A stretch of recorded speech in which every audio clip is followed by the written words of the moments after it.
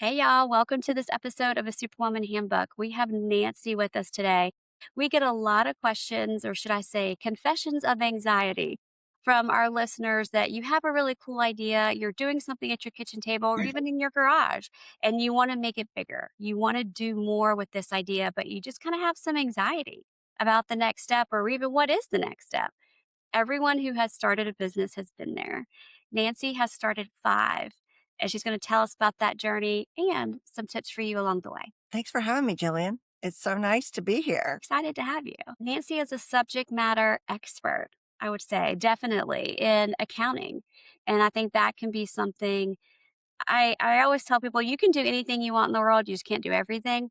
And accounting falls under the list of things you don't want me to do for you. So I am glad that we have ladies like Nancy in our circle to kind of help us walk through what can we expect? Or tell us about your journey with your businesses. Where did you do it right and where did you do it wrong? Yeah, there's lots I did wrong. Actually, my first five businesses were failures, and it's because I didn't know what I was doing and I didn't ask for help. I Back then there was no internet that we could turn to and learn from, because just this podcast is a great place for people to learn about business. There's so many things that you can do, and I just had no idea. I thought I had a business degree, and so this should be pretty easy for me, right? And it just wasn't, and it's not easy, but it can be more simple if you like take the right steps and listen to other people who have been there and done that. I think that's the biggest thing that I missed when I was failing, was trying to find somebody that had been there and done that with me. And your CPA is a really great place to start because they see not just their own businesses, but they see everybody else's businesses too. So they've got tons of great experience to offer. And generally, I think they're willing to help other entrepreneurs. I know we are at our office. We give free advice all the time because that's just part of being human. And we want long-term relationships with our clients, not, here, give me your money now and not see you again. That's not how it works. And plus that, I'm older, and so when you've been through everything that I've been through, we tend to want to help the younger generations that are coming up, the younger ones with moms with kids, because I did this while I was raising four children by myself. And, that can be really a difficult, isolating place. And so I understand how that feels. And I just really encourage people to reach out and find the resources that they have, other people around them that can help, because there's so much to be had at each stage of business. Other people know they've been through that. Reach out and talk to them. Speak your truth of where you are, because we hide the negatives and we try to share all the positives, right? And we're like, oh, yeah, everything's fine, and put on this big mask of beauty. Everything's wonderful and perfect, just like what we see on internet, right? We want to be like that. We want to project that. But it's not always the reality. And when we can be honest and say, here's where I am, that's when somebody can step in and help you. But I failed a lot. And so I again have kept all that hidden, and my resources didn't really show up until I was at my bottom and actually had to open my mouth and go, I'm in a really bad spot, because I had failed five times. I was divorced. I had four small children and no job and $650,000 in debt.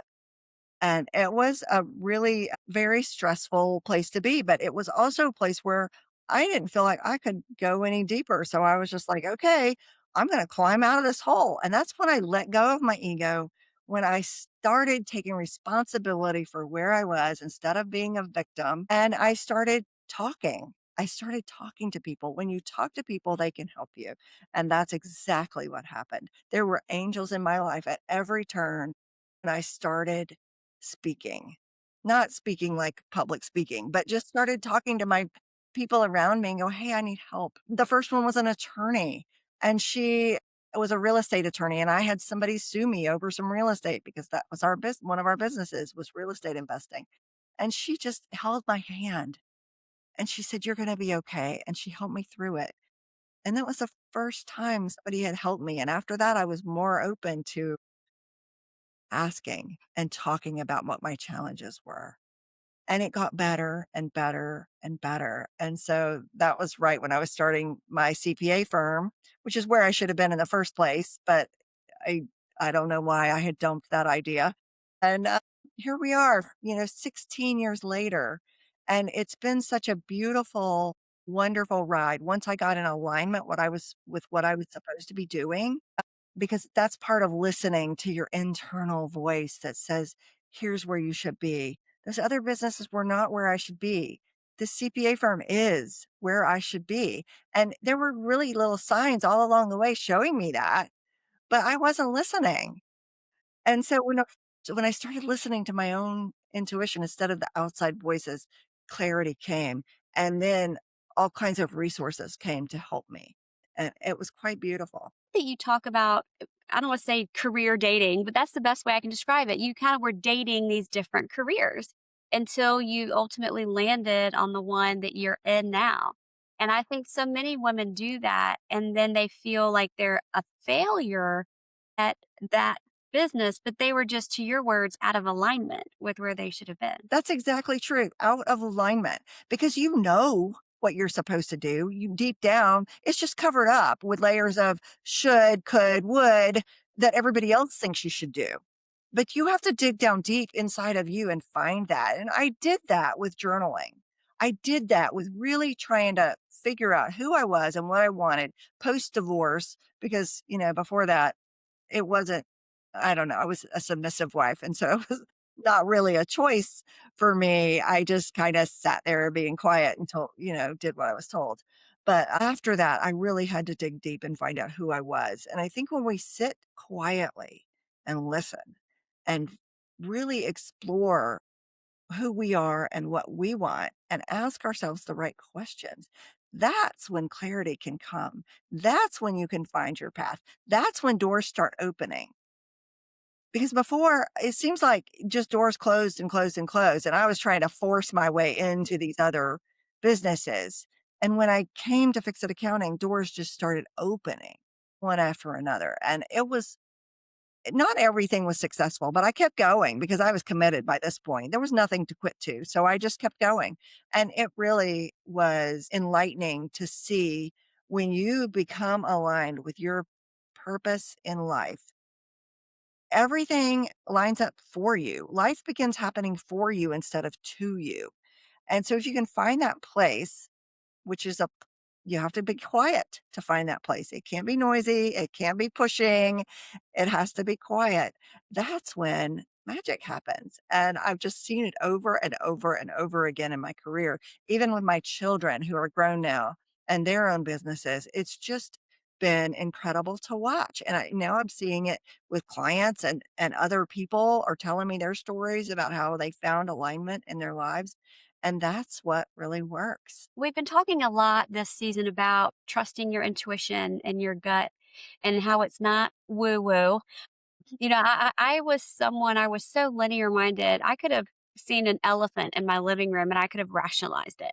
Yeah. Well, I think I heard something on the news about an elephant being loose from the zoo. Like, instead of being like, this is weird, yo, because I just didn't trust things that weren't so linear, that weren't superficial, that I couldn't really tie to seeing, or, that I'm just trusting this feeling inside of me that's saying, start a podcast, they will come. I mean, who does that? And I think that's partially what a lot of women hear in their head, what they want to do. They want to build an Etsy shop, or they want to do some reselling on eBay, or what kind of whatever their, I say that because one of the moms in my neighborhood, I didn't know this, comes and collects our second hands and resells them on eBay and splits the money. I'm like, this brilliant job. She can do it from home and she doesn't have to buy the inventory. So there's so many things I think that women think of doing, or that they have the creativity to do, but maybe you're just worried. And so how did you start to kind of, with your journaling, how did you start to give yourself permission to start agreeing with yourself on some of these alignments? Yeah, we're taught to dismiss our intuition. Really, in school, like, push it down. External voices are the only things that matter, and I think we learn that and we really absorb that, and so it's a harder process for us to undo that and really start trusting ourselves and our own internal wisdom for what's right for us. But it really does work to get quiet and figure out who you are and what you want. Why are you here? What is your purpose? What do you really want out of life? Like, What is the strong pull for you? What is that? I think that's where we get more close to the truth. But I still, 16 years later, every day having to ask myself that question. What is it that I truly want? Not what I think will lead me there, but keep asking, why? Why did I want that? Why? What's the next thing? Why? And I think the more why we ask, the more close we get to that answer. You talk about it being a journey, not a destination. I think that's another thing, when we're in high school, we're asked, "What do you wanna do? What do you wanna go to college for? What do you wanna be when you grow up?" And you kind of get these labels. And I think it can be really hard to give yourself permission to say, I just didn't know then. It seemed fun being a policeman because, I saw him with, on TV, but now that I'm actually doing it, this isn't a good fit. It's Yeah. hard to, or maybe you just changed. And I think it's hard to accept that or know how to navigate that journey. And I love that you just called it what it was. You're just constantly checking in to make sure you're still in alignment with what you want out of your life. And it's okay to pivot in life. It's okay. I think we feel like, especially people my age, feel like you're locked into whatever it is that you chose to do, but you don't have to be locked in. You can pivot. And, I personally wanted to be a CPA when I was really young. I didn't even know what that was. All I knew was that my parents had a friend, that my parents were poor and they had a friend that was a CPA, and he and his family had a really nice life. So that's really what I wanted. So I did all the things and I went to school, got good grades, went to college, got my degree, got my CPA license. But when I got there, I was working for somebody else and I didn't like it. And I thought that that was what it was, because working for somebody else is very different than working for myself. I should have known. I'm an entrepreneur at heart. I should have known just working for somebody else was the part I didn't like, but I didn't. And so I trashed all that. And I went forward doing these other things, which were very valuable for me, by the way. I don't want to say that that was not good years for me, even though it landed me in kind of a bad spot. I learned so much from that. And really, that's what led me to where I am now, in this place of peace and joy. I couldn't have found that without going through all of those things. So yeah, I think it's really interesting how we can come to conclusions, but it is okay to pivot. It is okay to choose something different. It is okay to move, because whatever you're doing it's okay. It's right. It's right for you right now. And maybe it's not right forever, but for now, where you are until you decide you want to change something is good. I love that. And I love that you share you're vulnerable and transparent about what you were dealing with at that time. I mean, $650,000 in debt, I can't even wrap my mind around that. To say nothing of if you had it on a table in front of me and you said I had to earn that, like if this was a hole in front of me, I would be short of just someone in my family dying or I win the lottery or I would just these extreme windfalls, I would feel absolutely paralyzed. So how did you not? How did you have the strength to keep going? Well, I had to really block that out. I had to put on my blinders and go, okay, I've got to feed my family. Mhm. That is the most important thing today, because really I had no money. I was on food stamps and Medicaid.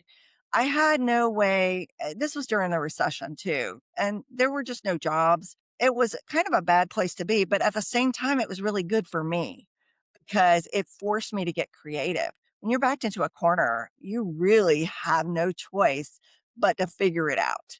And that's what I did. And so don't think it looks like a bad place, but for me, it was the right place to be, because it's too easy to quit if you've got another option.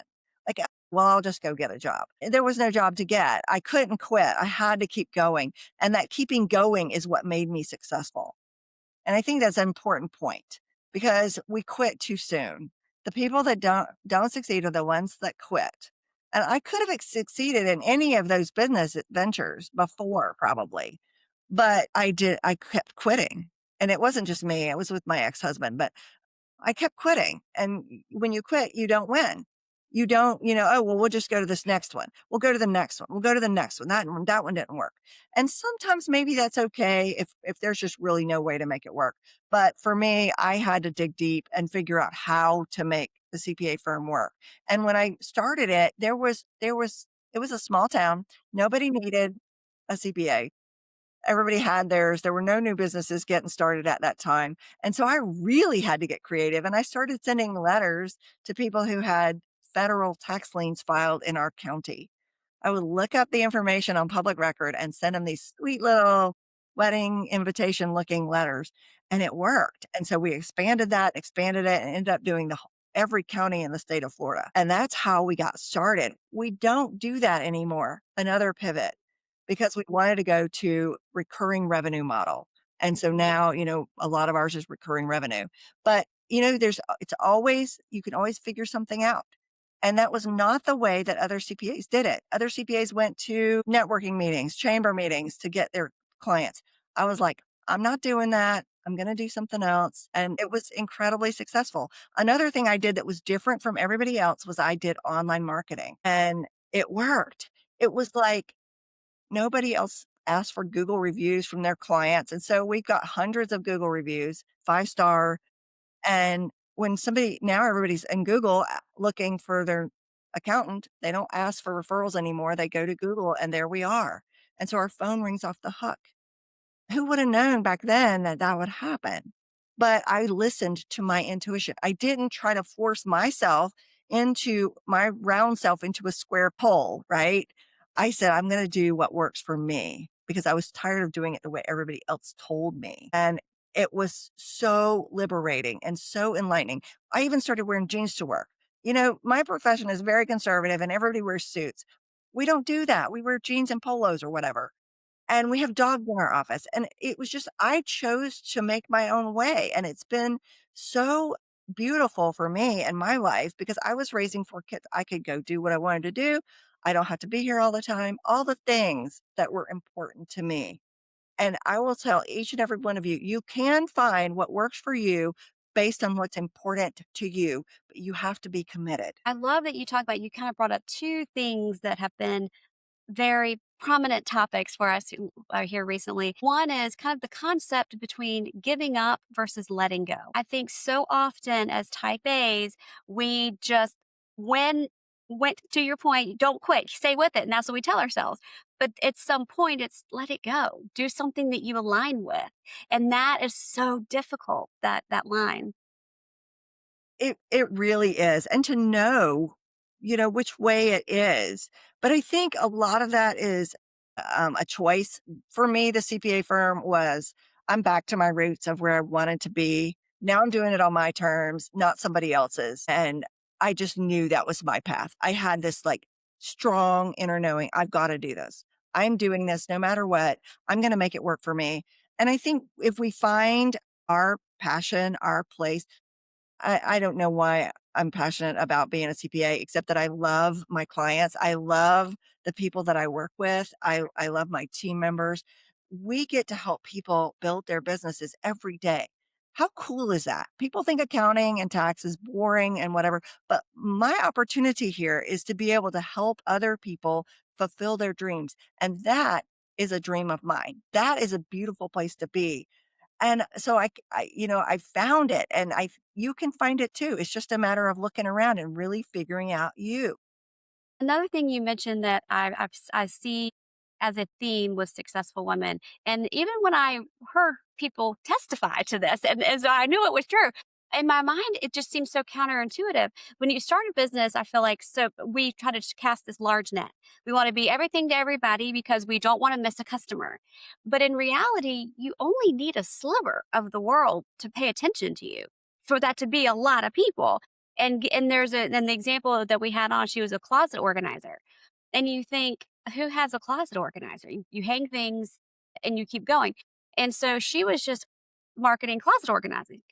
But then she started running different campaigns, closet organizing for a college room, closet organizing for a mom of 5, closet organizing when you transition into middle age, like getting very specific, kind of like what you did with the tax lien, got very specific. And so I love to hear when you told that story because now that's something that we're hearing.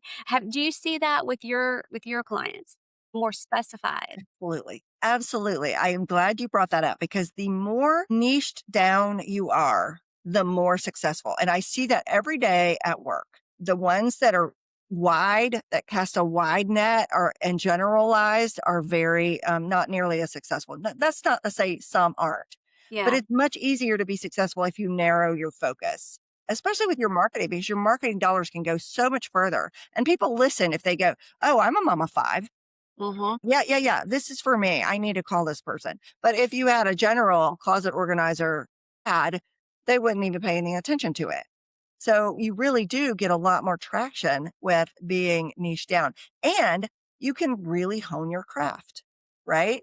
So, let's take trades for an example. I have an electrician and he just does hospitals. Period. No residential, no industrial, just hospitals. That's all he wants to work on. So he's a hospital specialist. He can't There's so much work, he can't even begin to fulfill it all. But he doesn't even have to advertise at all. He's spending $0 advertising because all he does is hospitals.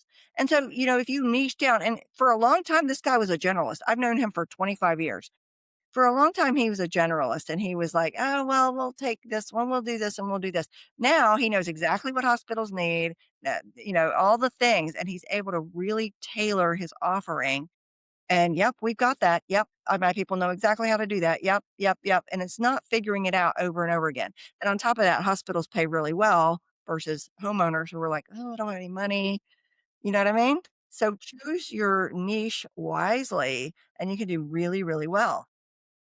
I also wanted to, while I had a subject matter expert here, we talked a lot on our different episodes about money and the relationship personally that we have with money and how it can start. You kind of mentioned your childhood, and there's just so much emotion. And when I go to my accountant's office, I lay on the floor and cry the whole time. I don't even listen to what she's saying because I'm like, just keep me out of jail, and I'm fine with whatever. I'll sign it. So, what as a CPA? So, if someone is sitting there thinking, I only need someone for taxes. But I've heard you talk a lot about how you can be an integral part in helping people grow their business, which blew my mind because I don't understand what kind of give us an overview of how could someone partner with you and what do you do for businesses to help them? Oh, we do a lot. So even if the business is just tax prep, we really help them with minimizing their taxes. And when we see things like when we're doing the tax prep, we ask a lot of questions. And when we're asking those questions, it brings up other things and we can go, "Well, hey, what if you did that? Or what if you did this? Or here, let's make an election to be taxed as an S corporation this year because you've made enough money. You feel like you're going to make enough money going forward. We can really save you a ton of money on tax doing that." Or, put yourself on payroll, but we only want your payroll to be this big, not this big, because you'll save on your self employment tax. So there's lots we can do because we see so many businesses just like yours. We can really guide you, even if you're just doing tax prep.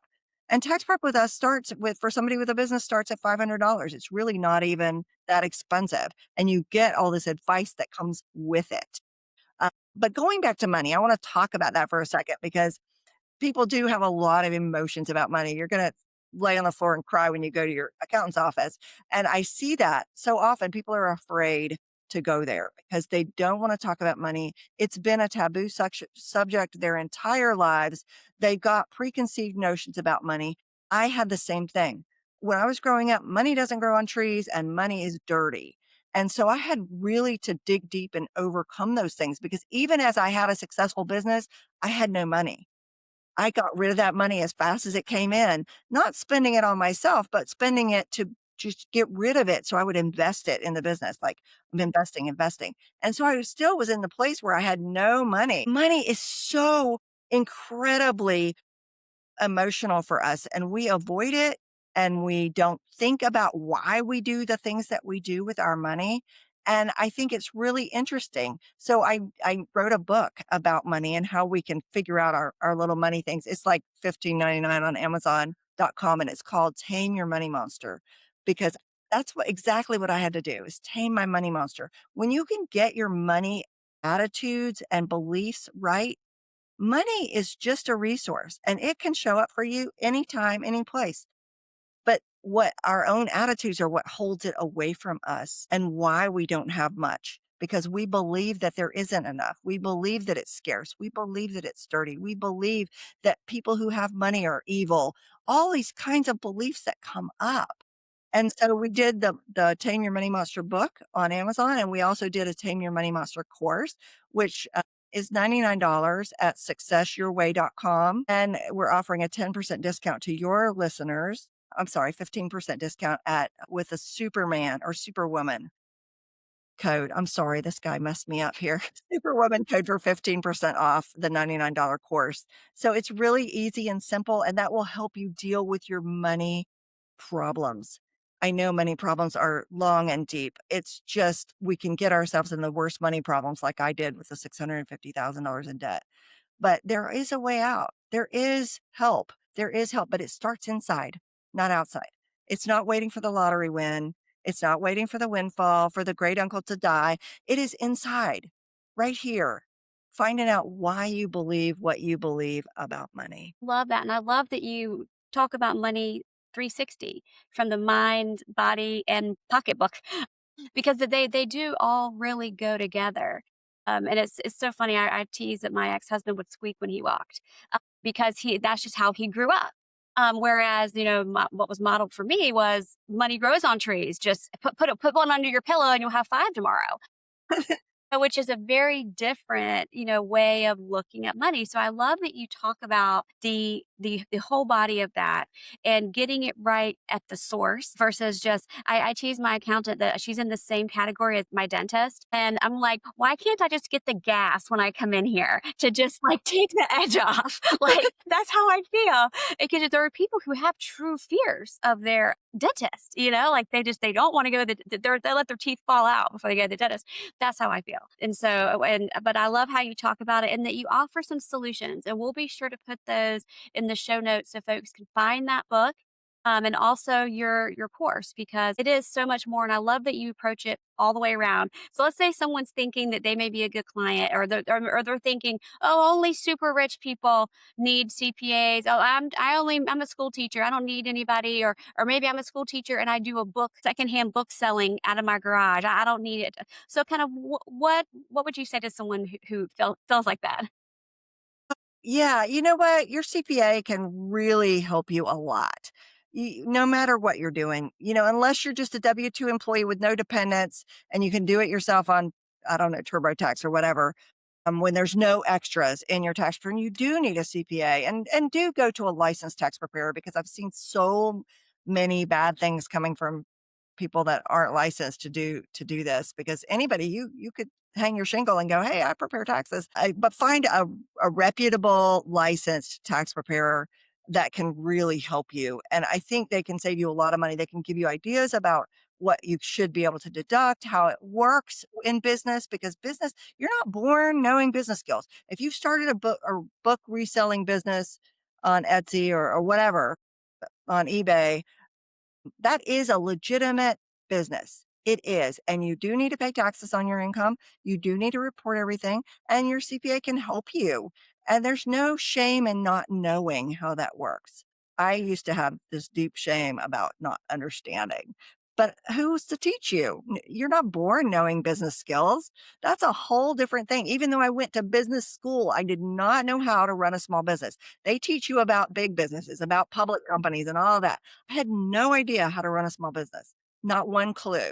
So do not feel bad if you don't know. You should just hook up with somebody that does know. And I think that's the biggest advice that I can give is just find somebody that does know, that does understand business, that can just give you a few steps and guide you to the next step because you don't need to know the whole story. You don't need to know what you need to know in 5 years. All you need to know is the next step today. What can I do to minimize my tax bill? What can I do to make my business grow? What can I do to be better at, have more business skills and be more successful in my business? That's all. That you bring up shame because that touches I didn't even realize how many parts of our life that touches until I started talking with folks about it. And so I absolutely love that you bring that up because someone can feel like I went to this, Ivy League business school and I have this to the community, I have this big small business. I should be an expert in knowing all of it. And I love that you just kind of address that and say, no, it's okay not to know. It's okay to ask. I always tease if we all knew everything, my dog wouldn't be relevant because she knows everything and is perfect at everything. So aside from that, we need each other. So with that, I want to give you kind of the last word for our listeners as to kind of fears they may have about money or ways they can partner with the CPA. I'll leave it up to you. Yeah, yeah. Well, you can reach my office at fixitaccounting.com, FIXIT accounting.com, and we're happy to answer your questions and help you.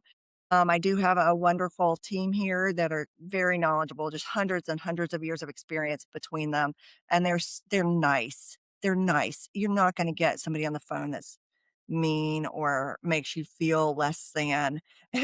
We're very easy to talk to and easy to deal with, and we can guide you in the right direction. But even if you wanna go to another CPA, it's fine. There's lots of great CPAs out there or enrolled agents who are tax professionals. We all if they're in a small business firm, they're dealing with small businesses like yours every single day. They can really guide you and help you. Yeah, and then we have lots of freebies about business at successyourway.com. Lots of stuff, the 5 mistakes, all these things that you can download for yourself to read about business because there's just so much to learn. You're not going to learn it all at once. It's just little baby steps. Everything I've done in my life has been baby steps. And so if you just take one step a day, you're going to get there. That the baby steps. That is I love it. Well, y'all, we will leave you with that and we'll drop all of Nancy's information. Oh, before I do let you go, Nancy, I know you're in Florida. Where can you help where would if someone's business need to be based for you to help them? In the US. Okay. We have clients all over the country, just US. We do a lot of, other states. Florida does not have state income tax, individual state income tax, so we have to don't have to deal with that in Florida, but we have clients with lots of other states. So that's kind of a big deal. Awesome. I want to make sure that someone wasn't worried. Oh, I'm in Wyoming. I can't, no need for me to call and waste her time, that you're not wasting Nancy's time. Reach out and give her a call. That is such a large service area. We're happy to talk to you because, and if you don't need us, we will tell you. I've trained my staff really well. Like they will answer your questions and then go, well, you don't really need us right now. Call back in tax season or whatever. We're not going to put you in some expensive package that you do not need because we, I personally have been there many times as a small business owner and I know what it takes to do that. And I know that you don't need that extra expense. And so if there's not something one of our services that you need right now, we will not sign you up for that. But, everybody needs tax prep. You've got to report. So give us a call on tax season for sure. Thank you so much. So we'll drop all your contact info in the show notes and all the coupons for the discounts. I always love when our guests not only they gift us with their time and their knowledge, but when they gift us with resources too. I love that you are doing that. So we'll drop that in. But thank you, Nancy, so much. And we'll put all her contact info out for you.